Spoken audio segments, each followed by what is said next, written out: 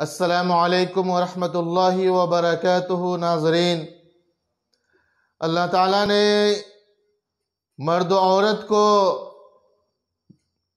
ایک دوسرے کی ضرورت اور ایک دوسرے کا ہم سفر بنایا ہے، رفیق سفر ہے، زندگی کے ساتھی ہے۔ اللہ تعالیٰ نے مردوں کے اندر اور عورتوں کے اندر بھی فطری طور پہ کچھ خواہشات رکھے ہیں اور اس کو پورا کرنے کے لیے بھی جائز طریقے بتائے۔ اگر کوئی ناجائز طریقے سے اپنی خواہشات کو پورا کرتا ہے تو وہ سخت گنہگار ہوتا ہے، بڑے گناہ کا مرتکب ہوتا ہے، اور ایسے گنہگار کے لیے اللہ کے نزدیک سخت پکڑ اور سخت سزا ہے۔ جو گناہ عام طور سے ہوتے ہیں وہ نگاہوں سے جو دل تک اترتے ہیں اور فحش اور بے حیائی معاشرے میں پھیلنا شروع ہو جاتے ہیں، اس پہ قدغن لگا دیے، پابندی لگائی۔ اللہ تعالیٰ کا ارشاد ہے، قُل لِّلْمُؤْمِنِينَ يَغُضُّوا مِنْ أَبْصَارِهِمْ وَيَحْفَظُوا فُرُوجَهُمْ کہ نبی صلی اللہ علیہ وسلم آپ کہہ دیجئے مومن مردوں سے کہ اپنی نگاہیں جھکا کر رکھیں اور اپنے شرمگاہوں کی حفاظت کرے۔ اسی طرح مومن عورتوں کو بھی کہا گیا،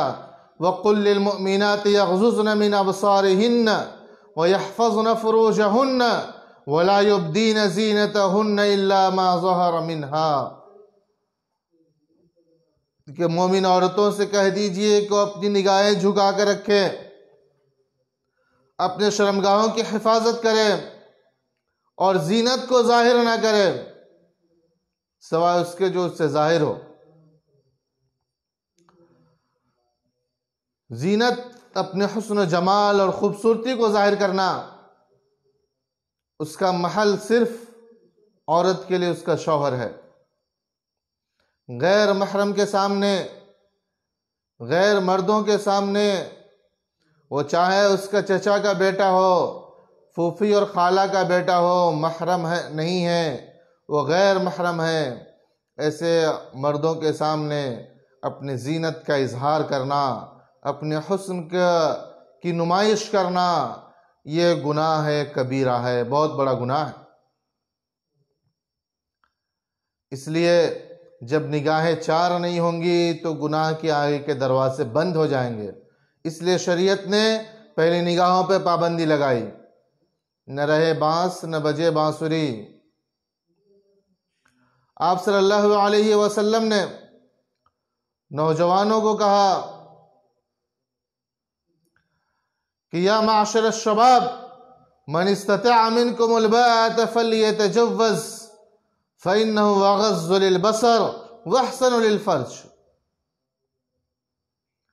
کہ اے نوجوانوں کی جماعت، تم میں سے جب کوئی استطاعت رکھتا ہے، شادی کر سکتا ہے، اس کی ضروریات پوری کر سکتا ہے، اس کے پاس اتنی طاقت و قوت ہے، تو اس کو چاہیے کہ وہ شادی کر لے، اس میں دیر نہ کرے۔ اور اس کے فائدے بیان کیے، اغض للبصر، جب انسان مسلمان ایک شادی کرتا ہے تو اس کی نگاہ کی حفاظت ہوتی ہے، وہ نگاہیں جھکا لیتا ہے، اپنے خواہشات پہ کنٹرول کرتا ہے اور اپنے شرمگاہ کی حفاظت کرتا ہے، جائز طریقے سے اپنے خواہشات کو پوری کرتا ہے، اور یہ بھی اس کے لیے صدقہ ہے، ثواب ہے۔ اور آگے فرمایا وَمَن لَّمْ يَسْتَطِعْ فَعَلَيْهِ بِالصَّوْمِ اور جو شخص شادی کے جو ضروریات ہے، بیوی کے جو حقوق ہے ادا نہیں کر سکتا ہو، تو اس کو چاہیے کہ وہ روزہ رکھے، اس روزے کے ذریعے سے اپنے خواہشات پہ کنٹرول کرے اور اس کے خواہش نفس کو کنٹرول کرنے میں ممد و معاون ثابت ہوگا۔